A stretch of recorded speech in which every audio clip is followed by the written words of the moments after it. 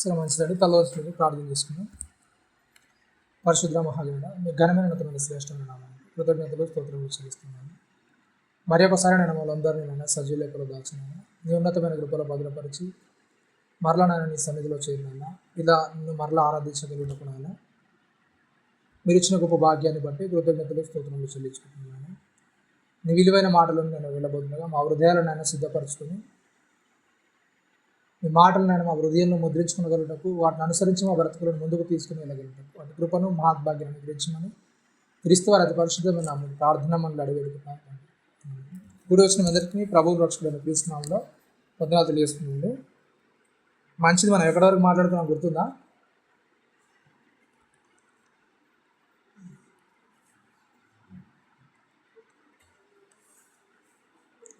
అధ్యాయం, ఆదికాండం 24వ అధ్యాయం అనేది కంప్లీట్ అయిపోయింది. ఇస్సాకు యొక్క వివాహం, అవునా కదా?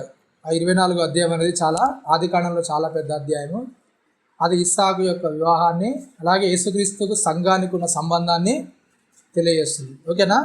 నెక్స్ట్ ఏంటంటే 25వ అధ్యాయం. 25వ అధ్యాయం ఏం జరుగుతుందంటే, అబ్రహాం గారు మరణించడం జరుగుతుంది. 175 సంవత్సరాల వయసులో ఆయన నిండు వృద్ధాప్యమందు మరణిస్తాడు. 7వ వచనం 25:7. అబ్రహాము బ్రతికిన సంవత్సరంలో 175. ఎందుకంటే అబ్రహాము నిండు వృద్ధాప్యమునకు వచ్చిన వాడై మంచి ముసలితనమున ప్రాణం విడిచి మృతి పొంది మన పితరుల యొద్దకు చేర్చబడి. ఏంటంటే చెప్పండి, అబ్రహాం గారు ఎలా చనిపోయారంట? నిండు వృద్ధాప్యమందు మంచి ముసలితనమున. అవునా? చాలా ముసలివాడు, ఎట్లాంటి నొప్పి బాధ ఏం లేదు. కానీ ఏంటంటే పండు ముసలివాడు అంటారు కదా, అప్పుడు మంచి ముసలితనం అంటే వాళ్ళ ఏజ్ అనేది అయిపోయింది. అప్పుడు అయిపోయింది, ఆయన కాలం అనేది నిండిన తర్వాత ఏమైందంటే ఆయన చనిపోయాడు. 175 సంవత్సరాలు అబ్రహాం గారు బ్రతికారు. ఆ 175 సంవత్సరాల తర్వాత ఆయన ఏం చేశాడు? మరణించాడు మంచి వృద్ధాప్యమందు. ఆ వృద్ధాప్యంలో ఆయన వాళ్ళకి చెప్పాల్సిన, వాళ్ళకి చేయాల్సిన అన్ని కార్యక్రమాలు కూడా ఆయన చేసేసి, తను చేయాల్సినవన్నీ కూడా చేసేసిన తర్వాత ఏం చేశాడు? ఆయన తన మరణంలోనికి వెళ్ళిన విధానం చూస్తాము. అవునా? ఇక్కడ అబ్రహాం గారి మరణం ఉంటుంది. అలాగే ఏంటంటే ఆ యొక్క ఇస్సాకు గారికి సంతానం గురించి కూడా అక్కడ రాయబడుతుంది. ఓకేనా? చూడండి, అక్కడ 21వ వచనం నుంచి ఏంటంట, 21వ వచనం. ఇస్సాకు భార్య గొడ్రాలు గనక అతడు ఆమె విషయమై యెహోవాను వేడుకొనెను. యెహోవా అతని ప్రార్థన వినును గనుక అతని భార్య అయిన రిబ్కా గర్భవతి ఆయను. ఆమె గర్భంలో శిశువులు ఒకరినితో ఒకడు పెనుగులాడిరి గనుక ఆమె, ఇలాగైతే నేను బ్రతుకుట ఎందుకని అనుకొని ఈ విషయమై యెహోవాను అడగవెలెను. అప్పుడు యెహోవా ఆమెతో ఇట్లనెను, 2 జనములు నీ గర్భంలో కలవు, 2 జనపదములు నీ కడుపులో నుండి ప్రత్యేకంగా వచ్చును. ఒక జనము కంటే ఒక జనము బలిష్టమైండును. పెద్దవాడు చిన్నవానికి ఏంటంట? దాసుడు. ఏంటంటే చెప్పండి, ఏమవుతుందంట? దేనికి దాసుడు అవుతారని చెప్తున్నాడండి? అదేంటి దేవుడు అలా చెప్తున్నాడు? ఏంటంట? పెద్దవాడు చిన్నవానికి ఏమవుతాడంట?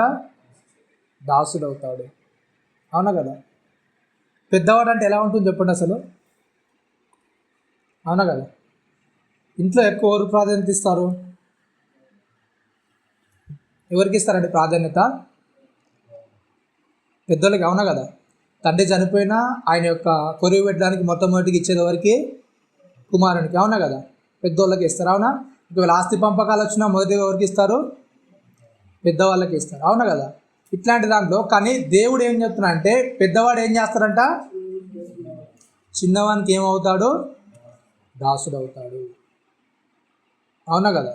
అంటే దేవుడికి ఏంటి చెప్పండి? సర్వము తెలుసు, అన్నీ తెలుసు. అవునా కదా? దేవుడిని మనం ప్రశ్నించాల్సిన అవసరం అనేది లేదు. అవునా కదా? ప్రతీది ఎరిగిన దేవుడు ఏంటంటే, ఆ యాకోబు ఏషా విషయంలో చెప్తుందంటే, పెద్దవాడు ఏం చేస్తాడు? చిన్నవానికి దాసుడు అవుతాడని చెప్తున్నాడు. ఓకేనా?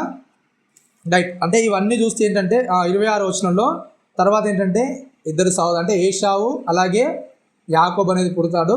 అవునా? ఏశావు రోమములు కలిగి పుడతాడు కనుక ఆయనకు రోమములు గలవాడంటే ఏశావు అని పేరు పెడతాడు. అలాగే యాకోబు మోసగాడు, అలాగే ఇంకేంటంటే మోసగాడిగా ఆయనకు పేరు అనేది ఉంది. అలాగే దేన్నైనా సరే ఏం చేస్తాడో దక్కించుకోగల సామర్థ్యం అనేది కలవాడని యాకోబుకు ఆ పేరు అనేది పెడతారు. అవును కదా? ఇదంతా జరుగుతున్న సందర్భంలో ఏంటంటే అసలు ఎందుకు దేవుడు అలా ఆ కార్యాన్ని జరిగించాలంటే ఏంటంటే ఏశావు గారికి ఉన్న తలంపు ఏంటంటే కూడా లోకంపై ఆలోచన ఎక్కువగా ఉంది. అవునా కదా? అంటే ఆయన ఆలోచనలు కానీ ఆయన పద్ధతి కానీ ఏంటంటే ఒక పూట తిండి కొరకు ఏం చేశాడు చెప్పండి? ఏం చేశాడండి? 30 వచ్చింది, లేకపోతే 29 నుంచి చదవండి. ఒకనాడు యాకోబు కలగూర వంటకము వండుకొనుచుండుట ఏశావు అలసిన వాడై పొలములో నుండి వచ్చి, నేను అలసియున్నాను, ఆ ఎర్రగానున్న దానిలో కొంచెము దయచేసి నాకు పెట్టుమని అడిగాను. అందుచేత అతని పేరు ఏదోము. ఏంటంటే చెప్పండి, ఆయనకున్న ఆశ ఏంటి చెప్పండి? ఏంటంట? దానిలో నుంచి కొంచెం నాకు ఇయ్య అని చెప్పాడు. దానికి యాకోబుకు పేరుకు తగ్గట్టుగానే యాకోబు ఏమంటున్నాడు చూడండి. అందుకు యాకోబు, నీ జ్యేష్ఠత్వమును నేడు నాకు ఇమ్మని అడగగా ఏశావు, నేను చావబోచున్నాను కదా, జ్యేష్ఠత్వము నాకెందుకని. ఏంటంటే చెప్పండి, ఏంటంట ఏశావు గారు ఏమంటున్నారు? ఏంటంట? నేను చచ్చిపోతే జ్యేష్ఠత్వం నాకెందుకు? ఒక పూట తినకుండా చచ్చిపోతారా? చచ్చిపోతారండి ఒక పూట తినకుంటే? కానీ ఏశావుకున్న ఆలోచన ఏంటి చెప్పండి? క్షణికమైన వాటి కోసం, క్షణికమైన విషయాల గురించి ఏశావు ఏం చేశాడు? పరితపించి, అంటే ఒక శాశ్వతమైన జీవితాన్ని వదిలేసి ఒక శాశ్వతమైన అంటే జ్యేష్ఠత్వ హక్కు అనేది దేవుడి నుంచి వచ్చింది. దేవుణ్ణి తృణీకరించి ఏం చేస్తాడు చెప్పండి? ఆ జ్యేష్ఠత్వం నాకు వద్దు, ఏం కావాలి నాకు? తినడానికి తిండి ఉంటే చాలు.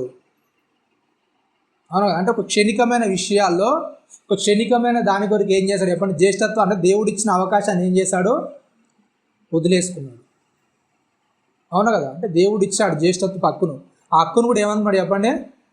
వదిలేశాడు. మన జీవితాల్లో కూడా ఏంటి చెప్పండి? చిన్న చిన్న విషయాల కొరకు, చిన్న చిన్న వాటి కొరకు మనం ఏం చేస్తాం చెప్పండి? మన జీవితంలో ఎంతో ఉన్నతమైన విషయాలను ఏం చేస్తాం? మనం ఏం చేస్తాం చెప్పండి? వదిలేస్తుంటాం. అవునా కదా? అంటే దేవుడు మన పట్ల ఒక ప్రణాళిక అనేది కలిగి ఉంటాడు, కానీ దాన్ని మనం పక్క పెట్టేసి ఏం చేస్తాం చెప్పండి? ఏదో చిన్న చిన్న వాటి కొరకు ఆశపడి, ఏదో చిన్న చిన్న విషయాల్లో మన ఆనందం కొరకు మనము ఆశపడి ఏం చేస్తాం చెప్పండి? దేవుడు ఇచ్చే గొప్ప బహుమానాన్ని మనం ఏం చేస్తాం?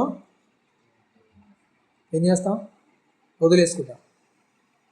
అవునా కదా? తప్పని తెలిసిన తర్వాత ఇప్పుడు ఏం చేస్తాం చెప్పండి? అది చిన్న తప్పే కావచ్చు, పెద్ద తప్పే కావచ్చు. అది తప్పని తెలిసిన తర్వాత అది వదిలేయడానికి మనం సిద్ధంగా ఉండాలి. ఎందుకంటే దేవుడు నాకు ఇచ్చిన అవకాశం ఏంటంటే దేవునితో గడిపే భాగ్యాన్ని నాకు ఇచ్చాడు, దాంట్లో నేను ఆనందించాలనే విషయాన్ని మనం మర్చిపోయి ఏం చేస్తాం చెప్పండి?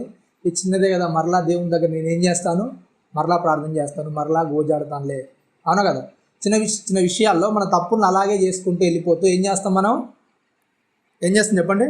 దేవుని నిర్లక్ష్య పెట్టి మన కోరికలను, మన సొంత చిత్తాన్ని, మన ఇష్టాన్ని మనం ఏం చేస్తాం? నెరవేర్చుకోవడానికి సిద్ధంగా ఉంటాం. అవును కదా? అట్లాగే ఏం చేశాడంట ఏశావు కూడా ఏం చేశాడు? ఒక క్షణికమైన చిన్న విషయాన్ని కొరకు ఏం చేశాడు? జ్యేష్ఠత్వాన్ని వదిలేసుకున్నాడు. అవునా కదా? చిన్నదాని కొరకు ఏం చేశాడు? జ్యేష్ఠత్వాన్ని వదులుకున్నాడు. వదులుకున్న తర్వాత ఏమైందంటే పరిస్థితి అదంతా జరిగింది. అదంతా జరిగిన తర్వాత ఏమవుతుందంటే, అలాగే రిబ్కా గారేమో యాకోబు గారిని ఎక్కువగా ప్రేమిస్తారు. అవునా కదా? ఇస్సాకు ఏం చేస్తాడు? ఏశావుని ఎక్కువగా ప్రేమిస్తాడు. అవునా కదా? అంటే కుటుంబంలో ఎప్పుడైతే వాళ్ళు కుటుంబ జీవితంలోనికి వెళ్ళారో ఈ యొక్క పక్షపాత ధోరణి అనేది ఏమైపోయింది చెప్పండి? ఏమైపోయింది?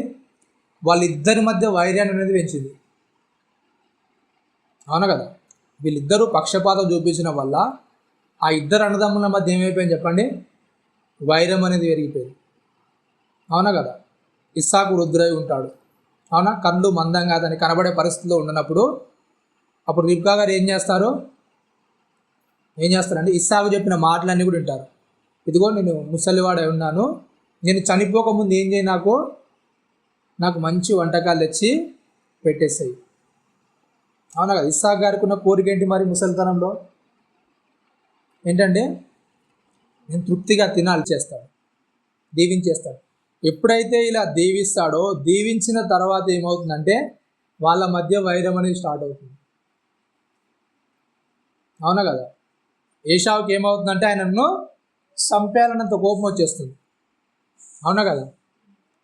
నేను ఆకలిగా ఉన్నప్పుడు ఏం చేస్తాను, నన్ను మోసం చేసి నా దగ్గర నుంచి జ్యేష్ఠత్వాన్ని తీసేసుకున్నావు.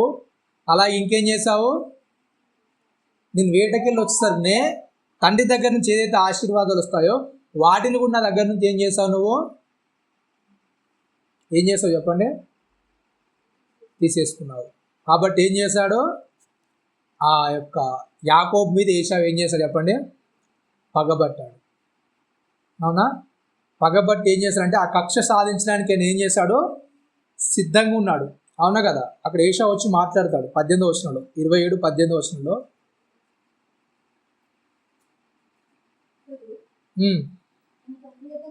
తన తండ్రి వద్దకు వచ్చి నా తండ్రి అని పిలువగా అతడు ఏమి నా కుమారుడా, నీవెవరెవరు అడిగాను. అందుకు యాకోబు నేను ఏశావును, ఆయన నీ జ్యేష్ఠ కుమారుడను, నీవు నాతో చెప్పిన ప్రకారము చేసి ఉన్నాను. నీవు నన్ను దీవించుటకై దయచేసి లేచి కూర్చుండి నేను వేటాడి తెచ్చిన దాన్ని తినుమనెను. నా కుమారుడు ఇదంతా కూడా అయిపోయింది. ఏం చేస్తున్నాడు, దీవించాడు, ఇదంతా జరిగిపోయింది. 30వ వచనంలో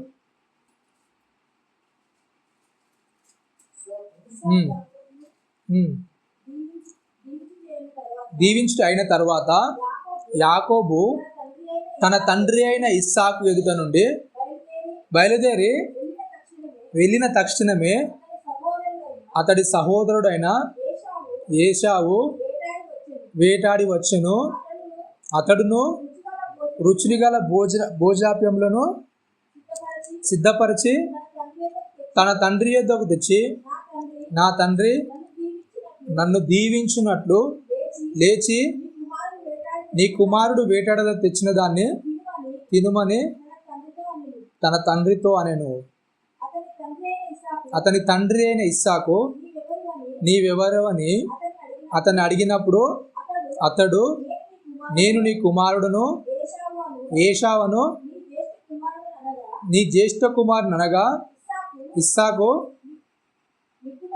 మిక్కుటముగా గడగడ వణుకుచు, అట్లయితే వేటాడిన భోజనములు నా యొద్దకు తెచ్చిన వారెవరు, నీవు రాకమునుపు నేను వాటిలో తిని అతని నిజముగా దీవించి అతడు దీవింపబడిన వాడాయను.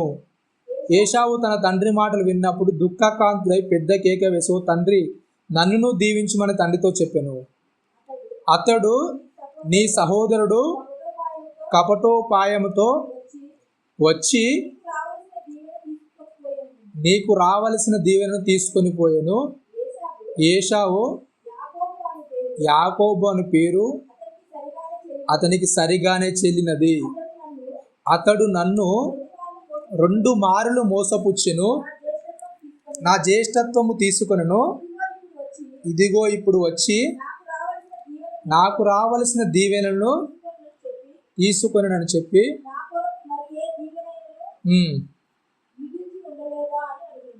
ఏమైపోయిందని మరలా తండ్రి దగ్గరకు వచ్చి అడుగుతున్నారు ఏశావు గారు. ఏంటంటే చెప్పండి, ఏంటంట, నా కొరకు దీవెనలు ఏమి కూడా లేవు, అన్నీ ఆయనకి ఇచ్చేసావా. అవునా. ఎప్పుడైతే ఏశావు గారు దేవుని విషయాల్లో తప్పిపోవడానికి సిద్ధంగా ఉన్నారో తర్వాత ఏమైపోయింది చెప్పండి, రావాల్సిన దీవెనలు కూడా ఏమైపోయాయి. అవునా కదా. అంటే ఆయన ఏదైతే క్షణికావేశానికి తొందరపడి ఆ తిండి వలన ఆయన తన జ్యేష్ఠత్వాన్ని కోల్పోవడానికి ఇష్టపడ్డాడో తర్వాత వచ్చేవన్నీ కూడా ఏం చేస్తాడు చెప్పండి, ఆయన ఏం చేశాడు? కోల్పోవడానికి సిద్ధమైపోయాడు. అవునా కదా?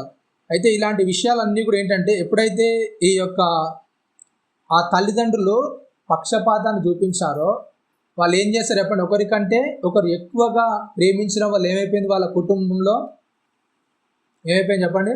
ఒక కలహం అనేది ఏర్పడడానికి వీళ్ళు దారి తీశారు. అవునా కదా? కుటుంబంలో ఒక కలహాన్ని రేపడానికి వీళ్ళంతా కూడా సిద్ధమైపోయారు. అవునా కదా? వాళ్ళిద్దరి అన్నదమ్ముల మధ్య ఏమైపోయింది చెప్పండి? భేదాభిప్రాయాలు వచ్చాయి. వాళ్ళు ఎప్పుడైతే ఏషావు ఇదంతా జరుగుతుందో దాన్ని బట్టి ఏషావు ఏం చేస్తాడు చెప్పండి? యాకోబును చంపేద్దామన్నంత కోపంతో ఏం చేస్తాడు చెప్పండి? ఆ యొక్క పరిస్థితిలోనికి వెళ్ళినట్టుగా మనం చూస్తాం. అవును కదా? అయితే ఎప్పుడైతే ఇలా జరుగుతుందో 43వ వచనం చూడండి. కాబట్టి నా కుమారుడా ఏంటంటే నీవు నా మాట విని లేచి హారానులోనున్న నా సహోదరుడు లాబాను వద్దకు పారిపోయి నీ అన్న కోపం చల్లారు వరకు, నీ అన్న కోపం నీ మీద నుండి తొలగి నీవు అతనికి చేసిన వాటిని అతడు మరచు వరకు లాబాను వద్ద కొన్నాళ్ళుండుము. అతడు నేను అక్కడ నుండి నిన్ను పిలిచెదను, ఒక్కనాడే మీ ఇద్దరును నేను పోగొట్టుకొని నేలారెను. మరియు రిబ్కా ఇస్సాకుతోనూ హేతు కుమారుల వలన ప్రాణం విసికినది. ఈ దేశస్థురాలైన హేతు కుమారులతో వీరి వంటి ఒక దాన్ని యాకోబు పెళ్లి చేసుకుంటేలా నేను బ్రతుకుట వలన నాకేమి ప్రయోజనము? ఏమైపోయింది చెప్పండి? ఎప్పుడైతే ఇలా జరిగిందో ఏమైపోయింది చెప్పండి? ఏషావు గారికి ఎప్పుడైతే ఇలా అన్యాయం జరిగిందో ఏషావు గారు ఏం చేశారంటే వీళ్ళ తల్లిదండ్రులను విసిగించడానికి ఏం చేశాడు? అక్కడున్న వారిలో ఇద్దరిని పెళ్లి చేసుకున్నాడు. ఎప్పుడైతే ఆయన మనస్తాపానికి గురయ్యాడో దాన్ని బట్టి ఏం చేశాడు చెప్పండి? ఏషావు అక్కడ ఉన్న వారిలో ఇద్దరిని పెళ్లి చేసుకొని తల్లిదండ్రులు ఏం చేశాడు చెప్పండి? ఏం చేశాడు? వాళ్ళ బాధపడుతుంటే చూచేవాడిగా అయిపోయాడు. అంటే అలాంటి కఠిన హృదయమైనది ఆయనకు వచ్చేసింది. అవునా కదా? అయితే యాకోబు మీద ఉన్న ఆలోచన ఏంటంటే ఆయన ఇలాగ ఏం చేశాడు? ఏషావు వాడేదో బాధలు ఉన్నాడు, కోపంలో ఉన్నాడు, అలాంటివన్నీ కూడా చేశాడు. ఇప్పుడు యాకోబుని ఏం చేయాలి? జరగకుండా ఏం చేయి? నువ్వు వారానికి వెళ్ళిపోయి ఏం చేయి? మా అన్న యుద్ధ ఉండు నువ్వు. అవునా కదా? అంటే యాకోబుకు చెబుతుంది దేవుడు ఏం నేర్పిస్తుంది అంటే ఒక కుటుంబంలో ఏంటంటే ఎప్పుడైతే కుటుంబంలో కలహాలు గొడవలు అనేది ప్రారంభమవుతాయో ఇవన్నీ అయినా సరే కానీ దేవుడు ఏం చేస్తాడు చెప్పండి? ఏం చేస్తాడు? ఎలాంటి కలహాలున్నా ఎలాంటి ఉన్నా సరే దేవుడు ఏం చేస్తాడు చెప్పండి? ఏం చేస్తాడండి? ఆయన ఎప్పుడు కూడా నువ్వు ఎలా ఉంటున్నావో దాన్ని బట్టి నేను మార్చడానికి దేవుడు ఎప్పుడు కూడా ఏం చేస్తాడు? మనతో నడుస్తూనే ఉంటాడు. అవునా కదా? ఈ యొక్క ఏషావు అలాగే యాకోబు గారి జీవితం నుంచి మనకు నేర్పించేది ఏంటంటే వాళ్ళిద్దరు కూడా ఏమైపోయారు చెప్పండి? ఆ ఏషావు అసలు అతనంటే నచ్చని విధంగా మారిపోయాడు. అవునా కదా? యాకోబు మీద చాలా కోపం అనేది వచ్చేసింది. అన్నీ కూడా నన్ను దోచేసుకుంటున్నాడు, అసలు నాకు ఏ విధంగా బ్రతకడానికి అవకాశం లేకుండా చేస్తారని చాలా కోపంతో ఉన్నాడు. అలాంటి కోపంతో ఉన్న వ్యక్తి కొద్ది రోజులు అయిన తర్వాత ఏమైపోయారు చెప్పండి? ఏమైపోయారు? ఎప్పుడైతే వాళ్ళిద్దరూ ఎదురుపడ్డ తర్వాత ఏమైపోయింది చెప్పండి? యాకోబుకు కూడా కొన్ని విషయాలు అనేది అర్థమవుతుంటాయి. అవునా కదా? ఎప్పుడైతే తన మామ దగ్గరికి వెళ్తాడో కొన్ని మోసాలు అనేది ఆయన అనుభవిస్తాడు. అవునా కదా? 29వ అధ్యాయంలోకి వస్తేనే యాకోబు గారు కూడా ఏం చేస్తారు? ఎలా అయితే తన అన్నను మోసం చేస్తాడో, తన జ్యేష్ఠత్వాన్ని దక్కించుకున్నాడో, ఎలాగైతే తను ఆ యొక్క ఆశీర్వాదాన్ని ఎలాగైతే దక్కించుకున్నాడో ఆ విధంగా ఏం చేస్తా చెప్పండి? ఎప్పుడైతే తన మామ దగ్గరికి వెళ్ళాడో ఆ మామ దగ్గరికి వెళ్ళిన తర్వాత ఏమవుతుంది చెప్పండి? ఎలాగైతే ఏషావును మోసం చేశాడో వాళ్ళ మామ కూడా ఏం చేస్తాడు? యాకోబును ఏం చేస్తాడు చెప్పండి? మోసం చేస్తాడు. అవునా కదా? ఆయన ప్రేమించిన రాహేల్ని వదిలేసి ఏం చేస్తాడు? లేయానిచ్చి పెళ్లి చేస్తాడు. అవునా కదా? ఆ లేయానిచ్చి పెళ్లి చేస్తాడు. రాహేల్ కొరకిన కష్టపడతాడు. అవునా కదా? 7 సంవత్సరాలు కొలువు చేస్తాడు. అవునా కదా? అంటే రాహేల్ మీద ఉన్న ప్రేమతోనే 7 సంవత్సరాలు ఏం చేస్తాడు యాకోబు గారు? తన మామ కొలువు చేస్తాడు. అవునా కదా? కొలువు చేసిన తర్వాత చివరికి నాకు దక్కింది ఏంటంటే ఏం చేస్తాడు చెప్పండి? తీరా లేని చేతిలో పెడతాడు. లేని చేతిలో పెట్టి చెప్పేది ఏంటంటే ఆయన, మేము పెద్దవాళ్ళకి పెళ్లి చేయకుండా చిన్న వాళ్ళకి పెళ్లి చేయడం మా ఆచారం కాదని చెప్తాడు. అవునా కదా? ఎప్పుడైతే ఇలా చెప్తాడో మరలా యాకోబు గారు మరలా ఏం చేస్తాడంటే, మరలా రాహేల్ గురించి మరలా ఏం చేస్తాడు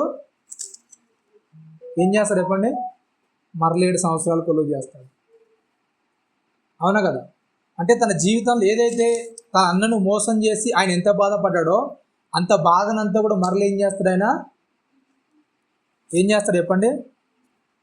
వాటన్నిటిని కూడా ఏం చేస్తాడు? తీసుకుంటుంటాడు. ఆ బాధనంతా కూడా ఆయన తీసుకుంటుంటాడు. అవును కదా? 31వ అధ్యాయం.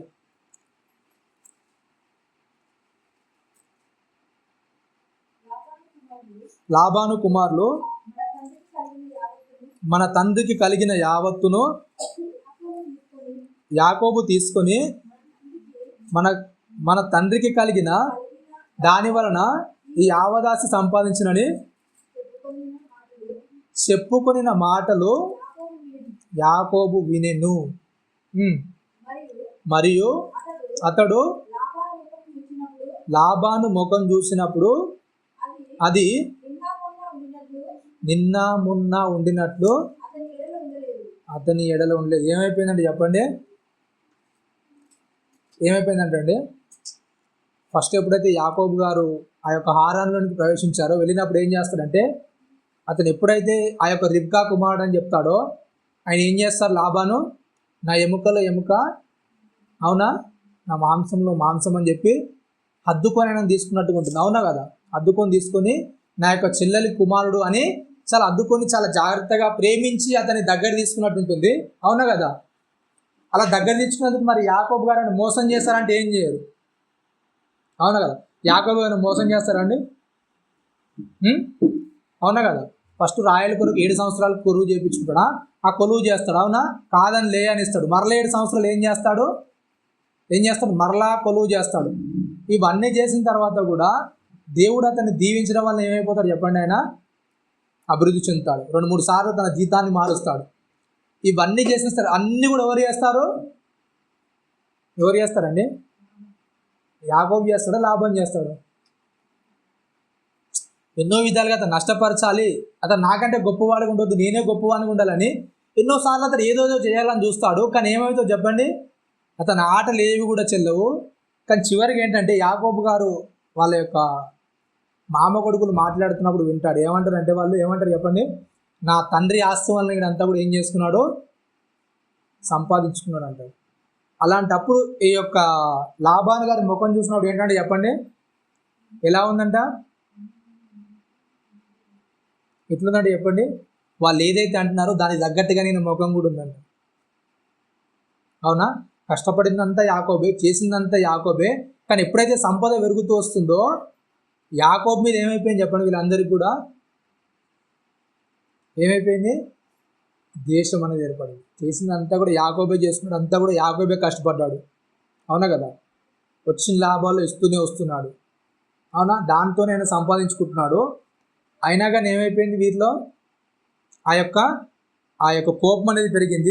ఆ యొక్క 31 వచనానికి వస్తానే, మరియు అతడు లాబాను ముఖం చూసినప్పుడు అది నిన్న మొన్న ఉండినట్లు ఏంటంట అంటే లేదంటే ఎలా ఉంటుంది ఆయన ముఖం? యాకోబు గారు చూసినప్పుడు ఆయన ముఖం ఎలా ఉంటుంది చెప్పండి? మన జీవితాల్లో కూడా ఏమవుతుంది చెప్పండి? ఏమవుతుందండి?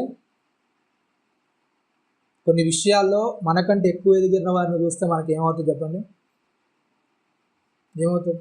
వాళ్ళతో మంచిగా మాట్లాడాలన్నా, మంచిగా ఉండాలన్నా కానీ మనం ఏం చేయాలని చెప్పండి? ఉండగలుగుతాం? మనం ఉండగలుగుతాం లేదండి? ఏమవుతుంది? ముఖం అంటే ఏమైపోయిందంటే చెప్పండి? మారిపోయింది. ఆ ప్రేమ ఆప్యాయతలు అనేవి ఆ యొక్క లాభాను దగ్గర నుంచి ఏమైందంట? అప్పట్లేక లేవంట. మాట్లాడే విధానం అనేది మారిపోయింది, చూసే విధానం అనేది మారిపోయింది, అతన్ని పలకరించే పద్ధతి అనేది మారిపోయింది. ఇదంతా కూడా మారిపోయేసరికి యాకోబు గారికి ఏమేమి చెప్పండి?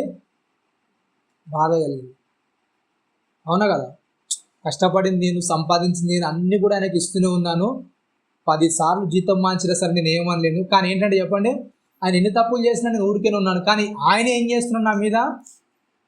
ముఖం మార్చుకొని కూర్చున్నాడు. నేనంటే ఇష్టం లేనట్టుగా ఉన్నాడు. అవునా కదా? తప్పంతా నేనే చేస్తున్నట్టుగా నా ముఖం చూస్తున్నాడు. అవునా కదా? ఇదంతా చూస్తేనే యాకోబు గారికి ఏమైంది చెప్పండి? ఏమైందండి? అయిపోయింది. 3వ వచనంలో చెప్తున్నాడు అక్కడ, నీ పితరుల దేశమునకు నీ బంధువుల యొద్దకు తిరిగి వెళ్ళుము, నేను నీకు తోడై ఉండేదనని యాకోబుతో చెప్పగా, యాకోబు పొలములో తన మంద యొద్దకు రాహేలును లేయాను పిలువనంపి వారితో ఇట్లనెను, మీ తండ్రి కటాక్షము నిన్న మొన్న నా మీద ఉండినట్లు ఇప్పుడు నా మీద ఉండలేదని నాకు కనబడుచున్నది. అయితే నా తండ్రి యొక్క దేవుడు నాకు తోడై ఉన్నాడు. మీ తండ్రికి నా యావత్ శక్తితో కొలువు చేసినని మీకు తెలిసే ఉన్నది. మీ తండ్రి నన్ను మోసపుచ్చి 10 మార్లు నా జీతం మార్చెను. అయినను దేవుడు అతనిని నాకు హాని చేయనీయలేదు. అతడు పొడలు గలవి నీ జీతమగునని చెప్పినడలా అప్పుడు మందలన్నయో. ఇదంతా కూడా మనకు తెలుస్తుంది. ఏమవుతుంది చెప్పండి? వాళ్ళిద్దరు భార్యలకు ఆ సందర్భాన్ని చెప్తారు. నిన్న మొన్న లెక్క మీ తండ్రి యొక్క ప్రవర్తన కానీ మీ అన్నదమ్ముల యొక్క ప్రవర్తన కానీ లేదు. ఏదో నన్ను అంతా కూడా ఏం చేస్తారు చెప్పండి? కూర్చోబెట్టి వాళ్ళంతా కూడా తెచ్చిన ముంగడ పెట్టినట్టుగా వాళ్ళ యొక్క మాటలు అనేవి ఉన్నాయి. అవునా కదా? మొత్తం వాళ్ళు సంపాదించి నన్ను కూర్చోబెట్టి సాదుతున్నట్లుగా వాళ్ళ యొక్క ప్రవర్తన అనేది ఉంది. ఇదంతా కూడా ఏంటి చెప్పండి? మీకు తెలుసు కదా ఆల్రెడీ. అవునా కదా? మీకు అన్నీ కూడా తెలుసు. నేను ఏం చేశానో తెలుసు, ఎంత కష్టపడ్డానో తెలుసు, ఈ ఆస్తిని అంత ఎలా సంపాదించిన అంతా కూడా మీకు తెలుసు కదా. అవునా కదా? అయినా కానీ మీ యొక్క తండ్రి ప్రవర్తన కానీ మీ యొక్క అన్నదమ్ముల ప్రవర్తన కానీ నా ఎడలు ఏం లేదు, బాగలేదు. కాబట్టి ఏంటంట, ఇక్కడ నుంచి ఏం చేద్దాం? వెళ్ళిపోదాం. అవునా కదా? అయితే ఇవన్నీ కూడా ఏం చేస్తారు చెప్పండి? ఏదైతే యాకోబు గారు ఆ యొక్క మోసం చేశారో దాన్నంతా కూడా ఏం చేశాడు దేవుడు? ఏం చేశాడు చెప్పండి? ఏం చేశాడు? సరి చేసుకుంటూ తీసుకొని వచ్చాడు. అవునా కదా? తన జీవితంలో ప్రతిదాన్ని ఏదైతే ఆయన మోసం చేశాడో అంత పాఠాన్ని కూడా ఏం చేశాడు? యాకోబు గారికి నేర్పించాడు. అంటే దేవుడు ఆయనతో నడుస్తూనే ఉన్నాడు. ఎలా ఉండాలో వాటి అన్నిటిని కూడా ఏం చేశాడు? ఆయన ఏం చేశాడు చెప్పండి? ప్రతి దాన్ని కూడా ఏం చేశాడు? ఆయన ఎదుర్కొన్నాడు. ఏదైతే సమస్యను వాళ్ళ కలిగించాడో దాన్ని అంతా కూడా యాకోబు ఏం చేశాడు? ఎదుర్కొన్నాడు. ఆ ఎదుర్కొన్న తర్వాత ఏమైంది చెప్పండి? ఏమైంది? అయినా కూడా ఆయనకు ఏమైంది చెప్పండి? ధైర్యం అనేది చాలట్లేదు. అవునా కదా? 33వ అధ్యాయం 5వ వచనం.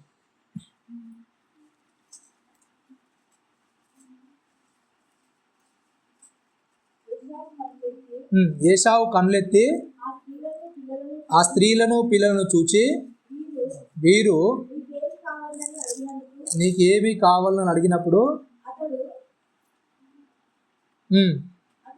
అతడు వీరు దేవుడు ఏంటంటే చెప్పండి? నీ సేవకునికి దయచేసిన పిల్లలే అని చెప్పాను. అప్పుడు ఆ దాసీలను వారి పిల్లలను దగ్గరకు వచ్చి సాగిలపడిరి. లేయాయు ఆమె పిల్లలను దగ్గరకు వచ్చి సాగిలపడిరి.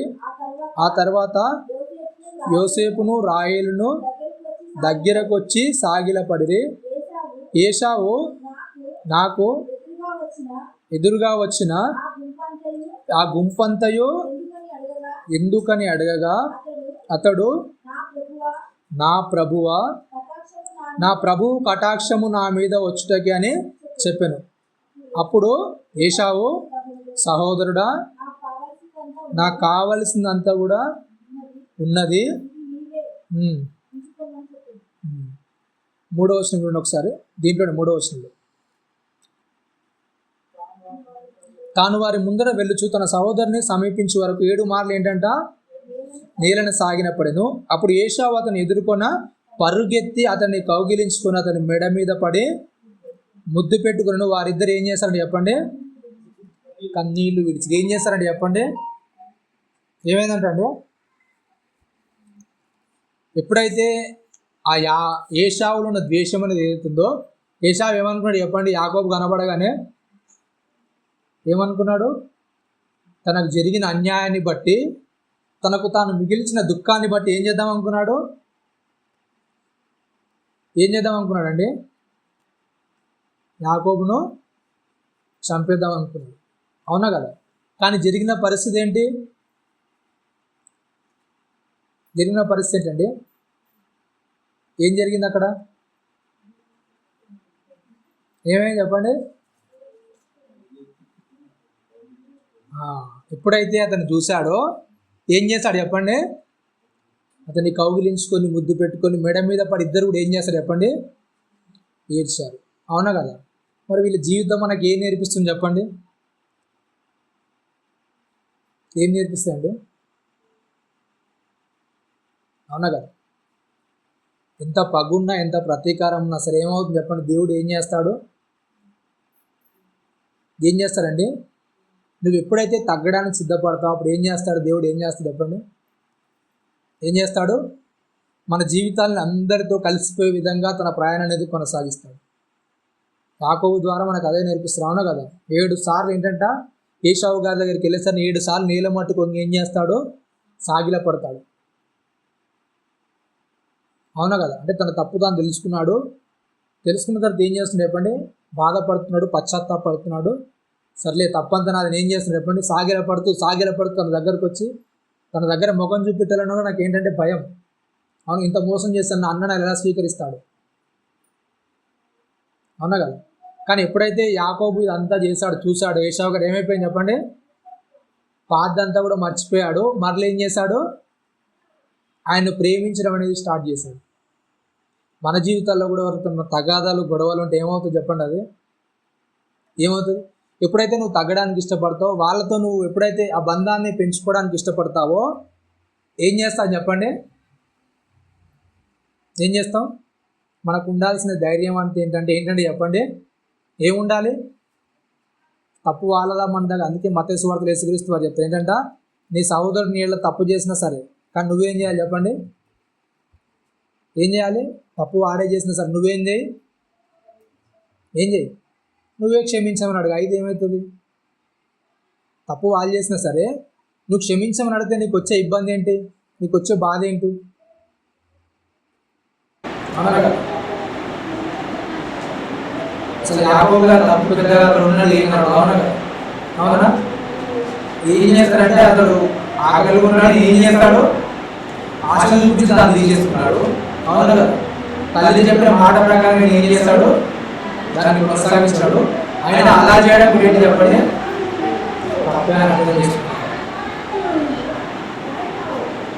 మన జీవితాలు ఏం చేస్తామంటే ఎవరో వాళ్ళ మాటలను బట్టి మనం ఏం చేస్తాం చెప్పండి? అవతల వాళ్ళ జీవితంలో ఏం చేస్తాం? మనం చాలా మందిని వదిలేసుకుంటాం. అవునా కదా? ఇది నాకు అవసరం లేదు, ఇలాంటి వారు ఇలాంటి వారు. అవునా కదా? మనం నిజంగా వాళ్ళ వ్యక్తులు కూడా వాళ్ళ ఎలా ఉంటారో మనకు తెలియదు. అయినా కానీ వేరే వాళ్ళ మాటలు పట్టుకుని ఏం చేస్తాం చెప్పండి? వ్యక్తులు ఏం చేస్తాం? మనం దూరం పెడుతుంటాం. వీళ్ళు నాకు వీళ్ళు మంచిలో కాదంట, అమ్మో వీళ్ళ ఫ్యామిలీ చాలా బ్యాడ్ అంట. అవునా కదా? వీళ్ళు ఎక్కడ చూసినా కానీ కలహాలు పెడతారు. అవునా కదా? ఇట్లాంటి దాంట్లో మనం ఏం చేస్తాం చెప్పండి? ఎవరో మాటలు పట్టేసుకుని వ్యక్తులు ఏం చేస్తాం? మనం వదిలేయడానికి ఇష్టపడతాం, దూరం చేసుకోవడానికి ఇష్టపడతాం. కానీ ఏంటంటే కానీ యాకోబు గారు దగ్గర చేసుకోవడానికి ఏం చేస్తారు చెప్పండి? సాగిల పడుతున్నాడు, ఉంటున్నాడు. అవునా? నమస్కారం చేస్తున్నాడు, సాగిల పడుతూ. ఎందుకంటే ఆ యొక్క బంధం విలువ ఏంటి అప్పుడు యాకోబు గారు చేస్తే? అవునా? రక్త బంధంతో ఆ విలువ ఏంటో తీసుకుని. అవునా? కొద్ది రోజులు మామ దగ్గర ఉండేసరికి ఏం చేస్తాడు చెప్పండి? మామ మోసం చేస్తాడు, చనిపోవడం అనేది స్టార్ట్ చేస్తాడు. అవునా కదా? అంత పని చేసినా కానీ ఏం చేస్తాడు? సంపాదించిన స్థాయిలో వచ్చింది. అవునా? తన సొంత వాళ్ళు అయితే అలా అంటారా? అవునా? తన వాళ్ళు అయితే అంటారా చెప్పండి? అవునా? ఆ యొక్క దాన్ని ఎరిగేసి యాకోబు గారు ఏం చేస్తారు, మళ్ళీ ఆయన దగ్గరకు వచ్చేసి ఆ ప్రేమతో ఏం చేస్తారు, ఎప్పటి వాళ్ళిద్దరు కూడా కలిసిపోవడానికి సిద్ధంగా ఉన్నారు. మనకు ఎలాంటి ఆ యొక్క వివాదాలు అనేవి మళ్ళా మనసులో ఉంచుకోకుండా, ఎలాంటి ఇబ్బందులు కూడా మళ్ళా ఉంచుకోకుండా మనం అక్కడ చూస్తే ఏమవుతుంది చెప్పండి. యాకోబు గారికి ఏదో భూమి మీద ఉన్న ఆశీర్వాదాలన్నీ వచ్చినట్టు కాదు, కానీ అక్కడ ఏశావు గారు మాట్లాడుతూ చెప్తాడు అక్కడ 9వ వచనంలో, అప్పుడు ఏశావు నా సహోదరుడు నాకు కావాల్సినది ఏంటంటే చెప్పండి, ఏమేమి చెప్పండి, నాకు కావాల్సి ఉన్నది నీ దగ్గర నువ్వేం చేయి అంటే భూమి మీద ఆశీర్వాదం ఉంది ఏశావుకు. అవునా, భూమి మీద ఏశావు కూడా గొప్పగా అభివృద్ధి చెందాడు. కానీ ఏమైంది చెప్పండి, ఏమైపోయింది అక్కడ, ఆత్మీయతలో అభివృద్ధి అనేది లేదు. అవునా కదా, ఆయన ఏం బీదవాడు అయిపోలేదు. అవునా, మరి కూటికి లేని వారికి ఏం ఏశావు మారిపోలేదు. కానీ ఏమైపోయింది చెప్పండి, లోకంగా బాగా అభివృద్ధి చెందాడు, బాగా అభివృద్ధిలో ఉన్నాడు. కానీ ఏంటంటే చెప్పండి, ఆయన యొక్క భక్తి జీవితం ఏంటంటే ఆ ఆత్మీయ స్థితిలో ఏమైపోయాడు చెప్పండి, ఎదగలేకపోయాడు. అవునా, మన జీవితంలోకి వస్తారని కూడా ఏం చేస్తామంటే లోకపరంగా చాలా ఎదుగుతుండొచ్చు, కానీ ఆత్మీయతలో ఎంతవరకు ఎదుగుతున్నాం మనం. దీని ముందు అధ్యాయం చివరి లైన్లోకి వస్తారనే యాకోబు గారు ఏంటంటే ఈ ఆశీర్వాదం అనేది వచ్చింది, కానీ ఏంటి చెప్పండి, ఇది మోసగించి నేను సంపాదించుకుని ఇది నాకు వద్దు. దేవునితో ఏం చేస్తాడు ఆయన, ఏం చేస్తాడండి, దేవునితో పెనుగులాడి మరలా ఆశీర్వాదం తెచ్చుకుంటాడు. అవునా, తండ్రి ఇచ్చిన ఆశీర్వాదం కాదు, అది నేను మోసం చేసి తెచ్చుకున్నాను. కానీ ఏంటి చెప్పండి, మరలా ఏం చేస్తారు యాకోబు గారు, చూడండి ఒకసారి ఇందులోనే 27వ వచనంలో 27వ వచనంలో 32వ అధ్యాయం 27వ వచనం, ఆయన నీ పేరేమని అడగగా అతడు యాకోబు అని చెప్పాను. అప్పుడు ఆయన, నీవు దేవునితోనూ మనుషులతోనూ పోరాడి గెలిచితివి గనుక ఇక మీదట నీ పేరు ఇజ్రాయేలే కానీ యాకోబు అనబడదు. అప్పుడు యాకోబు నీ పేరు దయచేసి తెలుపమనడు. అందుకు ఆయన, నీవు ఎందు నిమిత్తము నా పేరు అడిగితివని చెప్పి అక్కడి నుండి అతన్ని ఆశీర్వదించను. యాకోబు నేను ముఖాముఖిగా దేవుని చూచితిని, నా ప్రాణం దక్కినదని ఆ స్థలమునకు పెనుయేలు అని పేరు పెట్టిన. ఏం చేశాడంటే దేవుని ముఖాన్ని చూశాడు. అవునా, ఎప్పుడైతే ఇలా ఏం చేశాడు చెప్పండి, ఆయనకున్న పట్టుదల ఏంటంటే తన తండ్రి నుంచి మోసం చేసి ఏదో ఆశీర్వాదం దక్కించుకున్నాడు. దాన్ని బట్టి ఆయనకు సంతోషం లేదు. ఏంటంటే చెప్పండి, ఏముందంట, నేను దేవుని దగ్గర నుంచి పొందుకోవాలి ఏదైనా సరే. అవునా కదా, ఈ భూమి మీద వచ్చే ఆశీర్వాదం అనేది వస్తుంది. కానీ ఏశావుకున్న తలంపు ఏంటి చెప్పండి, నాకు భూమి మీద కావాలి. అవునా కదా, ఒక పూట తినకుండా నేను చనిపోతానేమో. అందుకే చాలా పత్రికలు రాస్తూ ఏశావు గారి గురించి హెచ్చరించింది ఏంటంటే, ఒక పూట కూటి కొరికి ఏం చేశాడు చెప్పండి, ఏశావు తన జ్యేష్ఠత్వాన్ని ఏం చేశాడు, అమ్మేసుకున్నాడు. మీరు అలాంటి వారు ఉండద్దు. అవునా కదా, ఎప్పుడైతే మనం అలాంటి వారిలో కాకుండా ఎప్పుడైతే మన జీవితం అనేది దేవునికి జాగ్రత్తగా మనం సమర్పించగలుగుతామో దాన్ని బట్టి ఏం చేస్తుంది చెప్పండి, మనం ఏం చేస్తాం, దేవునిలో ఉన్నతంగా ఎదగలుగుతాం.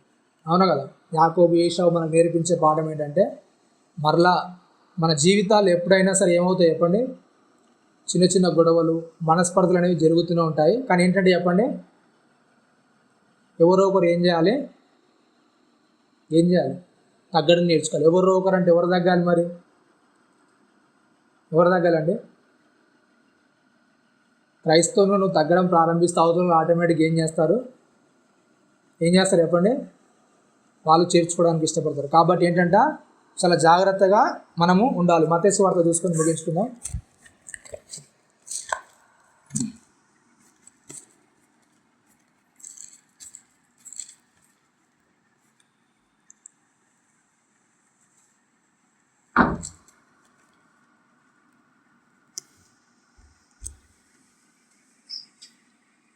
ఇరవై 23వ వచనం, 5:23.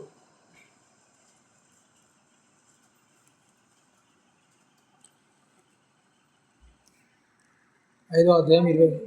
కావున నీవు బలిపీఠం వద్ద అర్పణము అర్పించుచుండగా నీ మీద నీ సహోదరునికి విరోధం ఏమైనా కలదని అక్కడ నీ జ్ఞాపకం వచ్చినలా అక్కడ బలిపీఠం ఎదుటనే నీ అర్పణమును విడిచిపెట్టి మొదట వెళ్ళి నీ సహోదరునితో సమాధాన పడము. అంటే తర్వాత వచ్చి ఏంటంట, ఏం చేయమని చెప్తున్నాడు చెప్పండి? ఏం చేయాలంటే అండి,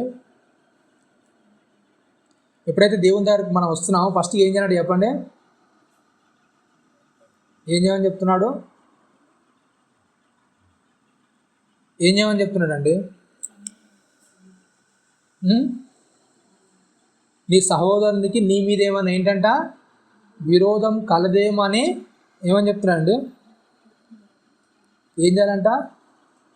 ఏమని జ్ఞాపకం వస్తాయి అన్నాడు చెప్పండి? ఏంటంటే అక్కడ ఏమని చెప్తున్నాడు చూడండి ఒకసారి. నీ మీద నీ సహోదరునికి విరోధం ఏమైనా కలదని అక్కడ నీ జ్ఞాపకం వచ్చినడలా. మరి మన సహోదరునికి విరోధం ఏమైనా ఉందా లేదా మనకెట తెలుస్తుంది? వాళ్ళ మనసులో ఎట్లా తెలుస్తుందండి? మన సహోదరునికి మన మీద విరోధం ఉందా లేని ఎలా తెలుస్తుంది? మనకు ఎట్లా తెలుస్తుంది? ఎలా తెలుస్తుందండి? యాకోబు గారు మాట్లాడి చెప్తే ఏంటంట, నీ తండ్రి ముఖం ఏంటంటే చెప్పండి, ఏమేమి చెప్పండి? నిన్న మొన్నలా చూసినట్టు లేదా అతని ముఖం అనేది. అవునా కదా? నిన్న మొన్న ఎలా అయితే పలకరించాడో ఏం చేయట్లేదు, ఏం చేస్తలేడు చెప్పండి?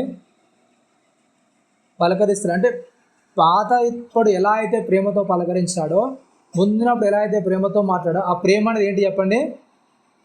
ఆయన చూపించలేకపోతున్నాడు. కాబట్టి ఏంటంటే నీ సహోదరునికి నీ మీద ఏమైనా విరోధం కలదని నీకు గుర్తొస్తే ఏం చేయి? నువ్వు ఏం చేయమని చెప్తున్నానండి? నీ అర్పణ విడిచిపెట్టి ఫస్ట్ ఏం చేయి? ఏం చేయమని చెప్తున్నానండి? నీ సహోదరునితో వెళ్ళి ఫస్ట్ ఏం చేయి? సమాధానపడు. అవునా కదా? నీ అర్పణలన్నీ పక్క పెట్టేసి దేవునికి అర్పించేవన్నీ కూడా ఏంటి చెప్పండి? అవన్నీ ఉత్తవి. అవునా కదా? నీ మనసులో సమాధానం లేకుండా, నువ్వు సమాధానం ఉండకుండా దేవునికి ఏదో ఇస్తానంటే ఏమవుతుందో చెప్పండి అది? అవునా కదా? దేవునికి ఏదో నేను ఇచ్చేస్తానంటే ఏమవుతుందో చెప్పండి అది? అవునా కదా? అందుకే యేసుక్రీస్తు వారి చివరి మాటలో పలుకుతూ కూడా ఏంటంటే, తండ్రి వీళ్ళు ఏం చేస్తున్నారు ఏంటి చెప్పండి? వీళ్ళకి తెలియదు. అవునా కదా?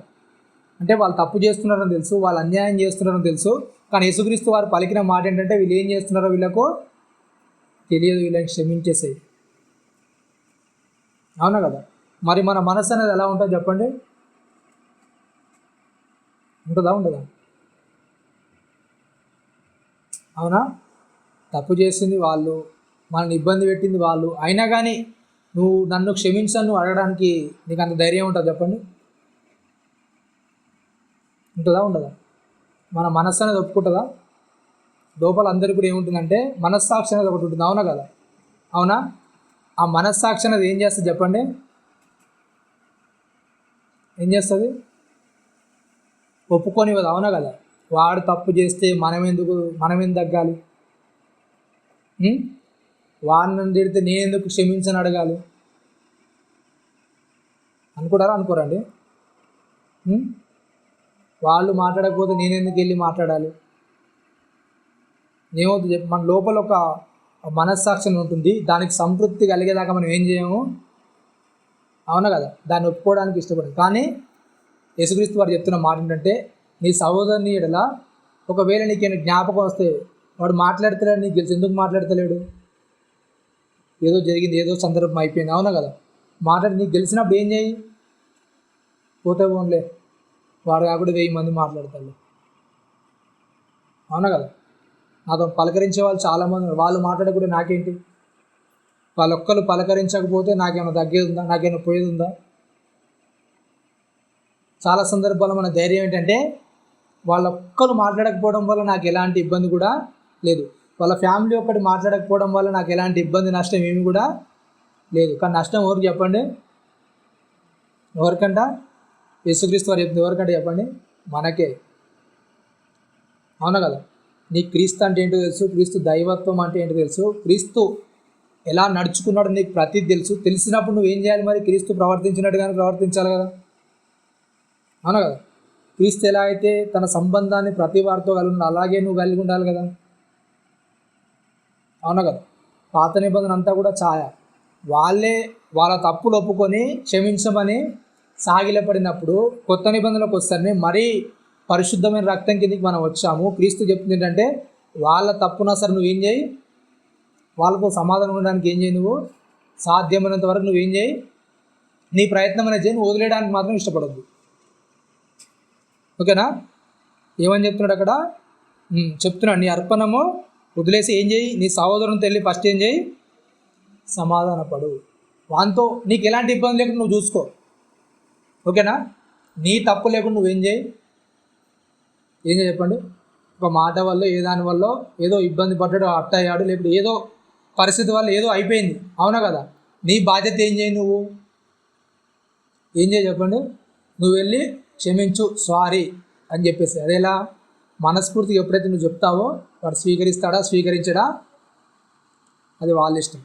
కానీ నువ్వేం చేయి, నీ బాధ్యత ఏంటి, సమాధాన పడాల్సిన బాధ్యత మాత్రం నీదే. వాళ్ళు ఒప్పుకుంటారు ఒప్పుకోపోతారు అది వాళ్ళ ఇష్టం. కానీ నువ్వేం చేయి, నువ్వు మాత్రం సమాధాన పడు.